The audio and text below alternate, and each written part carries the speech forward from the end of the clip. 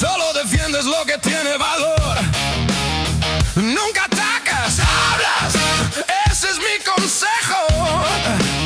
No dejas de aprender. Llevas el valor contigo. No te vas antes de regresar a tu Entras, sales, te pones un abrigo, te lo quitas, te subes al autobús, te bajas en el parque. La vida es un ritmo, una luz y una oscuridad.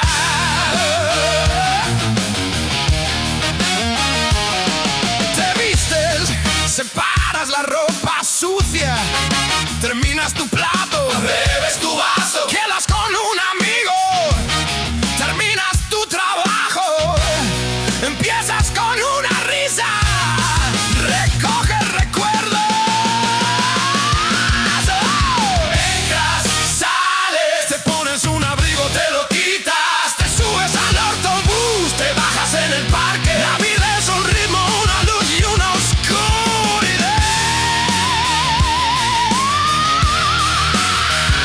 Sigues caminando, te giras, dejas algo atrás. A veces abandonas un sueño, respondes a una pregunta, transmites un mensaje, abrazas a un niño, besas una frente lleno de devoción y decoro.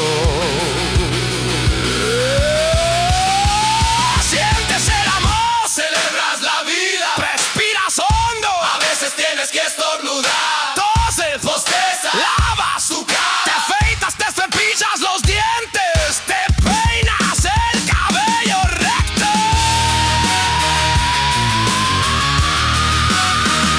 te pones los zapatos, te interesas por el mundo, te asombra, te aburres, una bandera que ondea y en el silencio, entre todos los sonidos, inhalas y lo sientes ahora.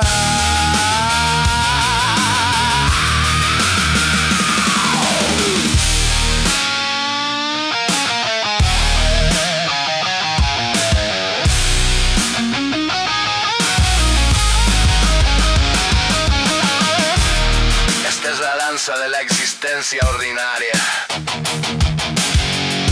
Ponerse, quitar,